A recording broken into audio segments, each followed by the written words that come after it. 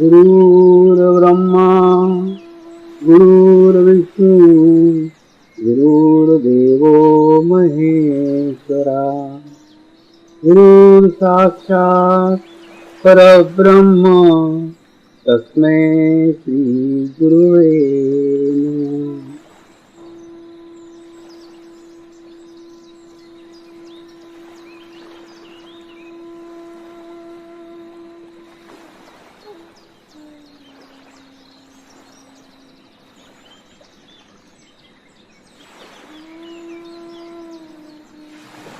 मेरे साथ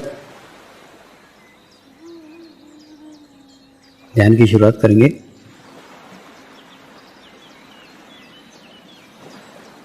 मैं एक पवित्र आत्मा हूँ।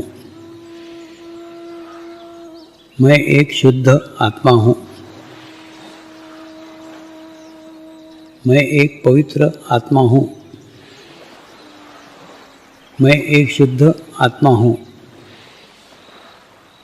मैं एक पवित्र आत्मा हूँ।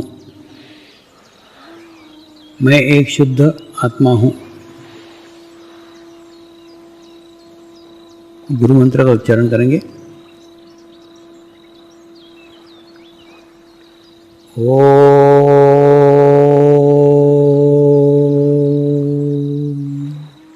श्री शिवकृपानंद स्वामी नमो नमः। ओम श्री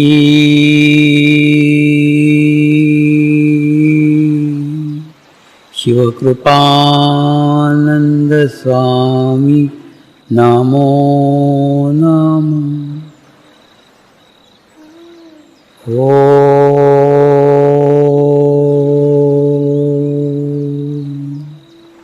श्री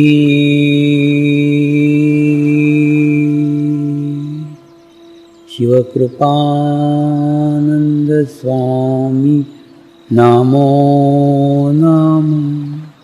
ओम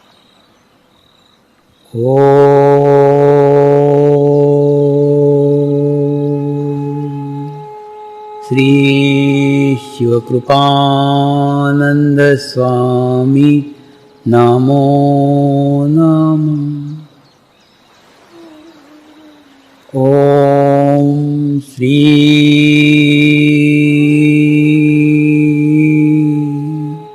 शिवकृपानंद स्वामी नमो नमः। ओम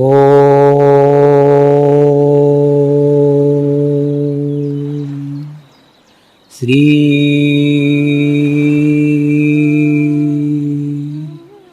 शिवकृपानंद स्वामी नमो नमः। ओम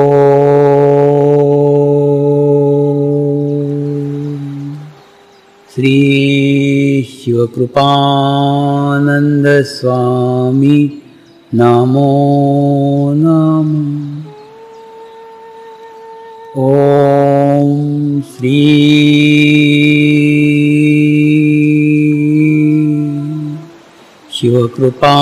शिवकृपानंद स्वामी नमो नमः।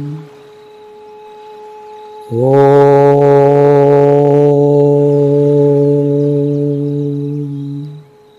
श्री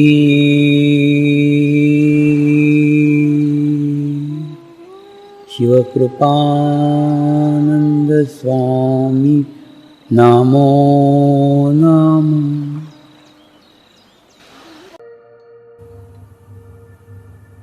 एक दिन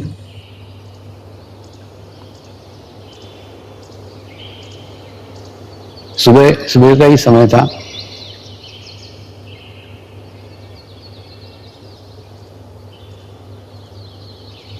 शिरडी के साईनाथ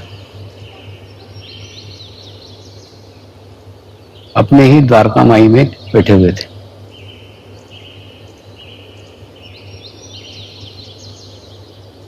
उन्होंने अपना एक बायां पैर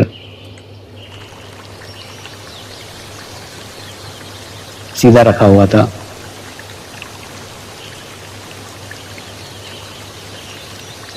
और कल ये चलते समय अंगूठे को चोट लगी थी।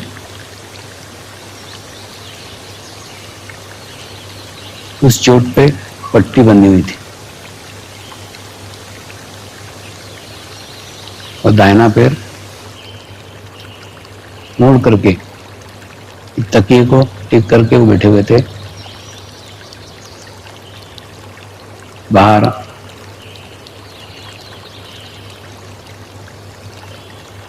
कुछ बहनें रंगोली बना रही थी, कुछ छोटे बच्चे बाहर खेल रहे थे।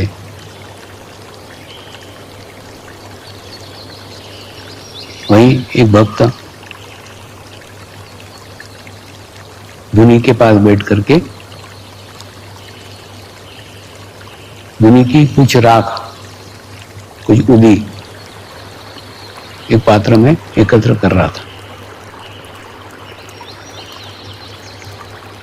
और दो किसान जो पास के ही गांव से आए थे, उन्होंने उनके ही बगीचे के ताजे जामफल साईनाथ के सामने प्रसाद के रूप में रखे थे। साईनाथ के बाएं पैर के पास एक मालन ने एक बहुत बड़े देशी गुलाब की टोकरी लाके रखी थी। देशी गुलाब की खुशबू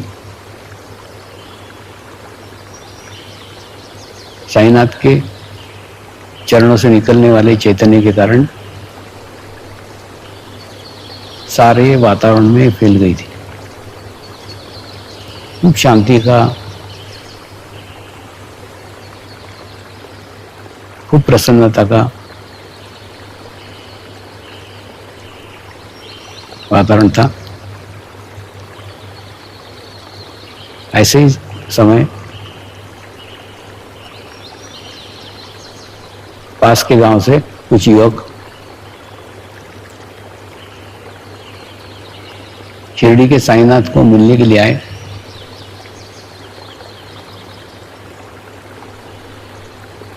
उनकी चरण वंदना की।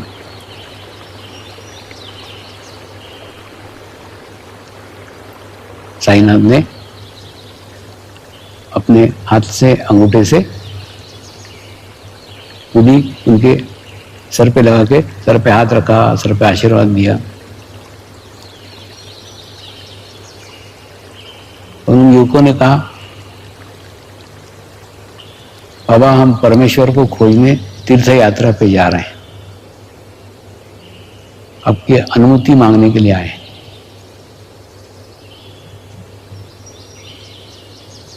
शिरडी के साईनाथ ने कहा, तीर्थ यात्रा करने जा रहा हूं, अच्छी बात है। तीर्थ यात्रा युवा अवस्था में की जानी चाहिए,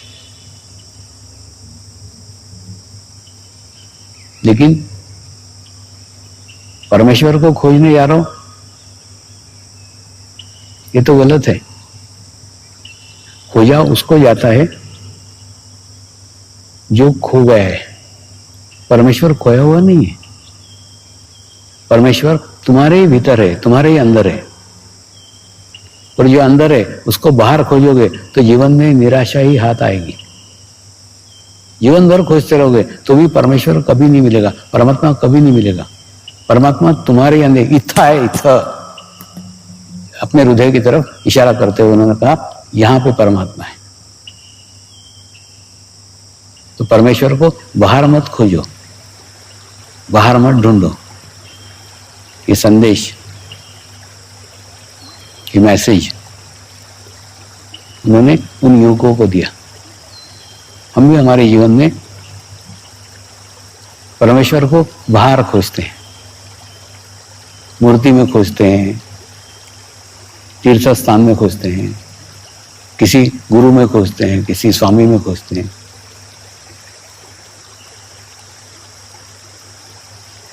ये खोज हमारी जब तक बाहर रहेगी,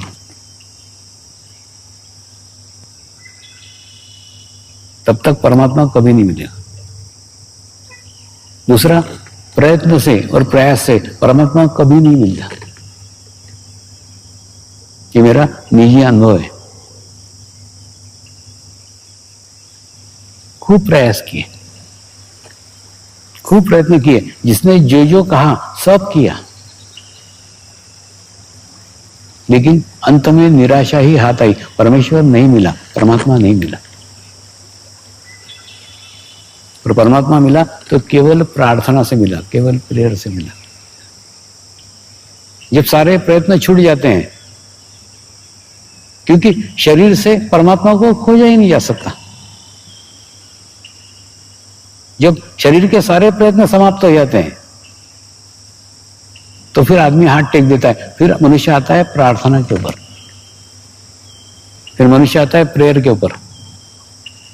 और परमात्मा प्रार्थना से ही मिलेगा, प्रयत्न से कभी नहीं मिलेगा। और परमात्मा बाहर है नहीं, परमात्मा तुम्हारे ही भीतर है, तुम्हारे ही अंदर है। सिर्फ तनिक अंदर जाने की जरूरत है, अंदर जाने की आवश्यकता है। जैसे अंदर जाओगे, तुमको परमात्मा अंदर ही अनुभव होगा।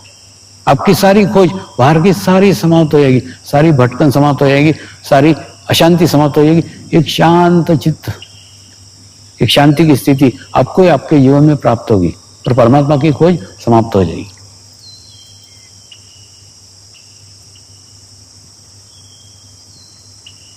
गुरु शक्तियों में 2018 को रक्षक वर्ष के रूप में मनाने का निर्णय लिए। यानी रक्षकों के ऊपर गुरु की विशेष कृपा है। तो रक्षकों के लिए एक सामूहिकता का अवसर प्राप्त हुआ है। रक्षकों के अंदर पुलिस आते हैं, मिलिट्री वाले आते हैं, नेवी वाले आते हैं, एयरफोर्स वाले आते हैं, सीआरपी, सब जितने रक्षक हैं सब उसके अंदर आते हैं। दूसरा, एक युग था जिस युग के अंदर बड़ी बड़ी भुजाएं और बड़ी बड़ी जंगाएं जिसकी रहती थी, वो व्यक्ति सबसे बलशाली, सबसे शक्तिशाली, सबसे ताकतवर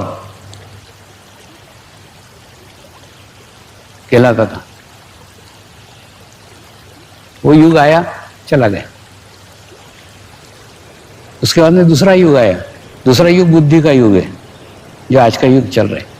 बुद्धि के युग में ताकत को कोई मायना नहीं है। एक मरियत्या काड़ी पहलवान, अगरबत्ती पहलवान भी एक बड़े बड़े पहलवान को मार सकता है, क्योंकि उसके पास ऐसे यंत्र आ गए, उसके पास ऐसे हथियार आ गए, उसके पास ऐसे वेपन्स आ गए। यानी शक्ति का युग चला गया, आज बुद्धि का युग है। लेकिन ये भी बुद्धि का युग जाने वाला है। हर चीज का एक समय रहता है, एक समय के बाद में समाप्त होता है। आने वाला युग चित्त शक्ति का युग होगा। तो जिस देश की सेना है, जिस देश के रक्षक का चित्त स्ट्रांग है, चित्त मजबूत है, वो देश सर्वश्रेष्ठ होगा। तो अगर राष्ट्र का अच्छा निर्माण करना चाहते हो तो सेनाओं को पहले चित्त को सशक्त करो। ये तुम्हारी लेफ्ट राइट काफी नहीं है, ये परेड काफी नहीं है। परेड से शरीर का तुम्हारा बैलेंस हो सकता है, मन का नहीं, चित्त का नहीं।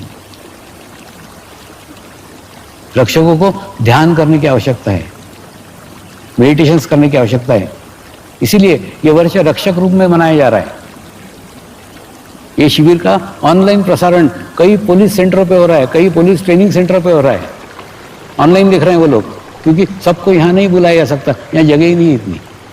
मैंने जानबूझ के निकाला है मैसेज, यहाँ मत आओ, ऑनलाइन देखो, ऑनलाइन वहां पे देखो, सब देख रहे हैं। कोई भी कार्य जब सामूहिकता में रहते हैं ना, तो हमको केवल उसमें शामिल हो जाना पड़ता है। तो उनको केवल शामिल हो जाने की आवश्यकता है। तुम भूल जाओ तुम कौन से पोस्ट के ऊपर हो, किस पद के ऊपर हो, सब पद भूल जाओ।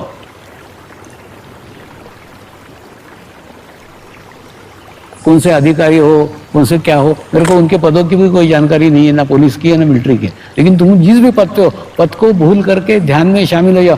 ये सही अवसर है एक सामूहिकता में जाने का, एक कलेक्टिव में जाने का। तुमने अगर यहाँ पे भी अपना पद याद रखा, ये पोस्ट याद रखी,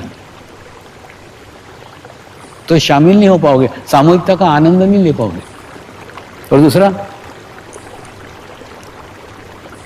यहां डिसिप्लिन से नहीं आएगा, यहां भाव से आएगा। मैंने एक पुलिस ट्रेनिंग सेंटर पे कार्यक्रम लिया था ना, वहां का अनुभव कुछ विचित्र ही है। विश्राम, सावधान, बैठ जाओ, सावधान, ध्यान करेंगे, ध्यान करेंगे, सब जन ऐसे एकदम है। अरे ऐसे ध्यान करने को सबको बिठा दिया उन्होंने। बोला ऐसा ध्यान नहीं होगा। ऑफिसर को मैंने बोला पहले एक काम करो, तुम यहां से जाओ, तो फिर सबका ध्यान हो जाएगा, तुम ध्यान मत कराओ। तो पुलिस में भी डिसिप्लिन से, थोड़ी देर के लिए भूल जाओ ना कि तुम पुलिस हो, थोड़ी देर के लिए तुम भूल जाओ तुम मिलिट्री में हो, थोड़ी देर के लिए भूल जाओ तुम एक मनुष्य हो।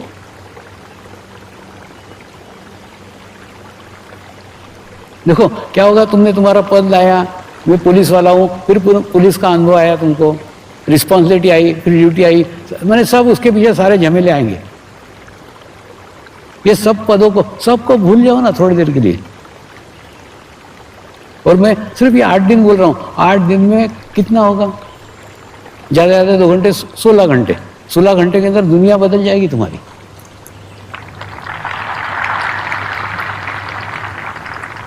तुमको कुछ भी नहीं करने का है, सिर्फ बैठे रहने का है ठोले जैसा, बाकी कुछ नहीं, सब हो जाएगा।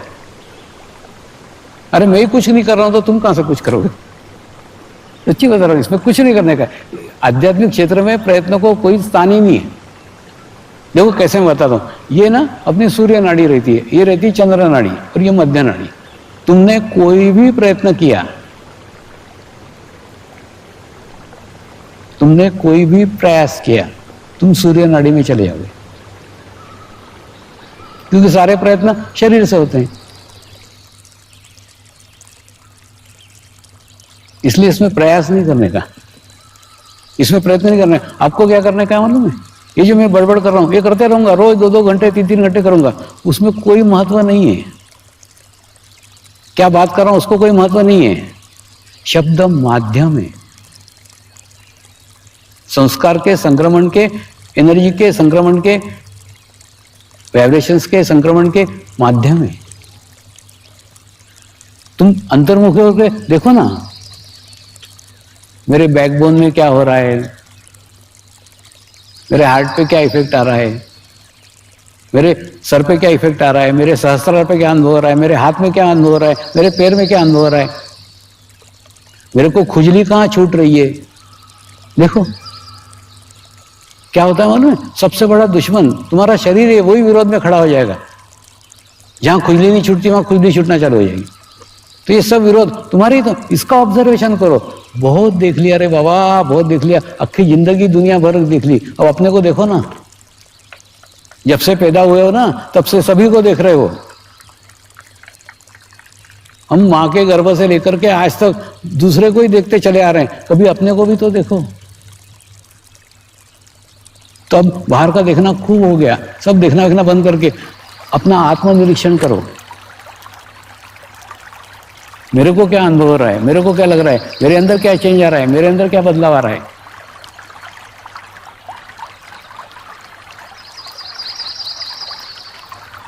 आज से करीब 10 साल पहले राजकोट में एक शिविर हुआ था। राजकोट के शिविर में रेड क्रॉस ने एक कैंप लगाया था, लोगों का बीपी चेक किया था, लोगों की शुगर चेक की थी, और उसके बाद में 8 दिन के बाद में फिर बीपी और शुगर चेक की, तो उनके 85% लोगों के रिजल्ट अच्छे आए। क्यों आए? तुम सोचो ना, क्यों आए? इसलिए आए, तुम 2-2 घंटे हजारों लोगों के बीच में बैठ रहे हो, जो हजारों लोग विचार नहीं कर रहे हैं। तुम भी निर्विचारता की स्थिति में हो, तो ऑटोमेटिकली उनका इफेक्ट, उनका प्रभाव तुम्हारे ऊपर आएगा ही ना। तो यहाँ पे भी कैंप लगाया हुआ है। तो तुम्हारा बीपी आज चेक कराओ, तुम्हारी शुगर आज चेक कराओ, 8 दिन के बाद तुम्हारे रिजल्ट देखो ना। और दूसरा विशेषता ये है कि राजकोट के अंदर जिन लोगों ने, जिन साधकों ने अपने अनुभव बताए कि हमारा बीपी चेंज हो गया, हमारा शुगर चेंज हो गया, उनको मैंने देखा तक नहीं है। अभी तुमको क्या लग रहा है, तुम मेरे को दिख रहे हो? नहीं, मेरे सामने अंधेरा ही अंधेरा है, मेरे को कुछ नहीं दिख रहा है, एक आदमी भी नहीं दिख रहा है, मैं बोले जा रहा हूँ। माने जिनको देखा तक नहीं है उनके अंदर भी चेंज आया, उनके अंदर भी बदलाव आया। ये केवल सानिध्य का प्रभाव है। अब किसके सानिध्य में बैठे हो? आप केवल मेरे सानिध्य में नहीं हो, मैं अकेला नहीं हूं, मेरे साथ लाखों पवित्र और शुद्ध आत्माओं की सामूहिकता है विश्व भर की। और ये केवल मैदान भर के लोग नहीं है, आज पूरे विश्व भर में ये ऑनलाइन प्रसारण हो रहा है, सब जगह देख रहे हैं, भारत में भी देख रहे हैं, विदेशों में देख रहे हैं, लाखों लोग इसके अंदर शामिल हैं। तो लाखों लोगों की सामूहिकता, लाखों लोगों की कलेक्टिविटी आज आपको प्राप्त हो रही है। और जब इसके बीच में आप अंतर्मुखी होते हो, अंदर झांकने का प्रयास करते हो, तो अंदर की यात्रा प्रारंभ हो जाती है। कुछ नहीं, मैंने बोला ना, ये एक संस्कार है, पवित्र आत्मा ने पवित्र आत्मा पे किया गया संस्कार।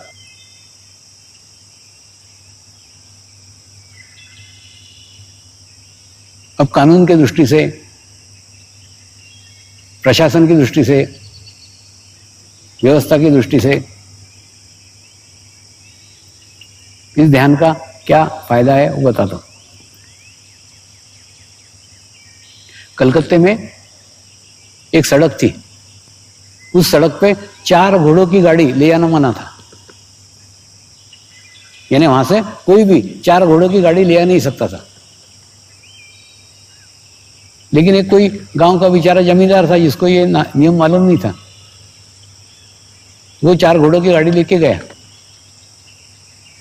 और पकड़ा गया। ट्रैफिक पुलिस ने उसको पकड़ा, उसको भी जेल में डाल दिया और वो घोड़ा गाड़ी को भी जब्त कर लिया। दूसरे दिन कोर्ट के अंदर उसकी पेशी हुई और उसके ऊपर आरोप पत्र पढ़ा गया। उसके पहले उसने अपने एक वकील मित्र को बुलाया, वकील मित्र आया, उसने घोड़ा गाड़ी देखी, उसको देखा, सब देख करके उसको बोला ठीक है, उसको विश्वास दिलाया, कल पक्का मैं तेरे को कोर्ट में छोड़ा दूंगा। दूसरे दिन कोर्ट में उसके ऊपर आरोप पत्र पढ़ा गया कि इस रोड के ऊपर से केवल वाइसराय को परमिशन है 4 घोड़ों की गाड़ी ले आने का, और ये 4 घोड़ों की गाड़ी लेकर गया है, इसने नियम को तोड़ा है, इसलिए ये कानूनी दंड का पात्र है। हमारे जमींदार के वकील ने जज साहब को रिक्वेस्ट की, आपसे एक प्रार्थना है, आपसे एक रिक्वेस्ट है, घोड़ा गाड़ी को कोर्ट में पेश करने की अनुमति दी जाए। तो अनुमति दी गई, घोड़ा गाड़ी कोर्ट में पेश की गई और उसने जज साहब को रिक्वेस्ट की, आप कृपया कुर्सी छोड़ करके थोड़ा नीचे आइए, नीचे बैठ करके देखिए, ये 4 घोड़े नहीं, 2 घोड़े और 2 घोड़ियां हैं, तो कहाँ नियम तोड़ा है। तो जज ने नीचे झुक करके देखा, सच में 2 घोड़ियां थी और 2 घोड़े थे। तो उसने उस आरोपी को छोड़ा दिया और उसके बाद में अपने नियम में चेंज किया कि यहां से घोड़े और घोड़ियों की गाड़ी ले आना मना है, और जमींदार छूट गया। ये कहानी नहीं, ये हमारे कानून की स्थिति है। पहली बात तो क्या है, कानून बूढ़ा होता है। बूढ़ा होता है यानी क्या, हर 25 साल के बाद में, 20 साल के बाद में कोई युवा वकील आता है, वो उसकी तोड़ निकाल लेता है। तो मनुष्य ने बनाया हुआ कानून, मनुष्य ही कानून बनाता है, मनुष्य ही कानून तोड़ता है, मनुष्य ही उसमें से रास्ता निकालता है। तो मनुष्य ने बनाया हुआ कानून मनुष्य को कभी भी सुधार नहीं सकता।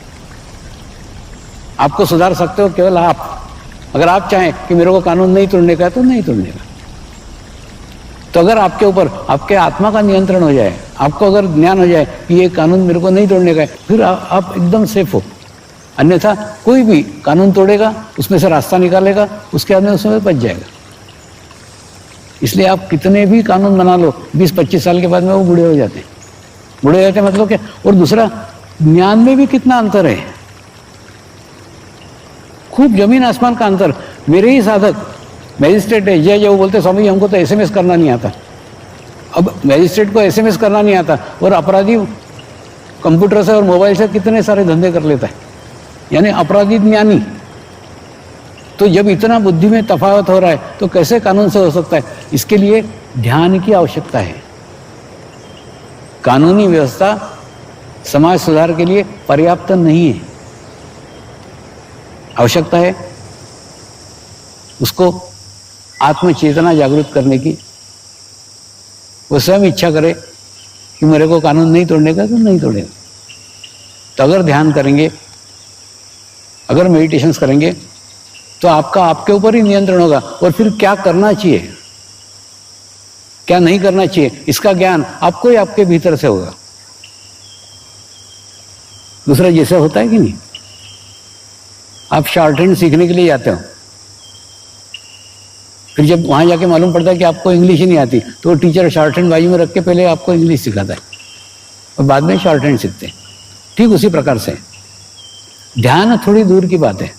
देखो, अपना आपको कुछ नहीं करने का है, आपको रोज आकर के यहाँ बैठने का है। मैं क्रमबद्ध तरीके से, लयबद्ध तरीके से धीरे धीरे धीरे धीरे धीरे धीरे आपको उस मुकाम तक पहुंचाऊंगा, उस स्थान तक पहुंचाऊंगा जहां ध्यान खुद ब खुद लग जाएगा।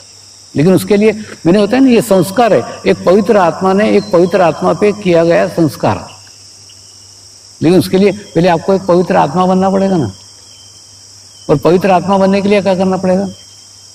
अपने आप को एहसास दिलाना पड़ेगा कि आप एक आत्मा है। जैसे एक लकीर है, समझ लो वो लकीर 6 इंच की है, उसको काटने का नहीं है, तोड़ने का नहीं है, फोड़ने का नहीं है। और उसके सामने अगर हम बहुत बड़ी लकीर खींच देते हैं तो ऑटोमेटिकली वो लकीर छूट जाएगी। तो आपको क्या करने का है? आपके शरीर भाव को, हे परमात्मा, हम सभी पवित्र आत्माएं आपको हृदय से प्रार्थना करते हैं कि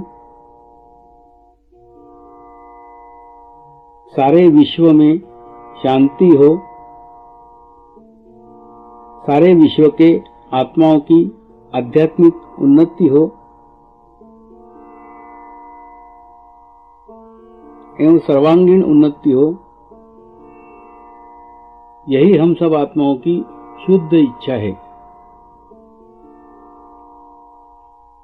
नमस्कार करेंगे।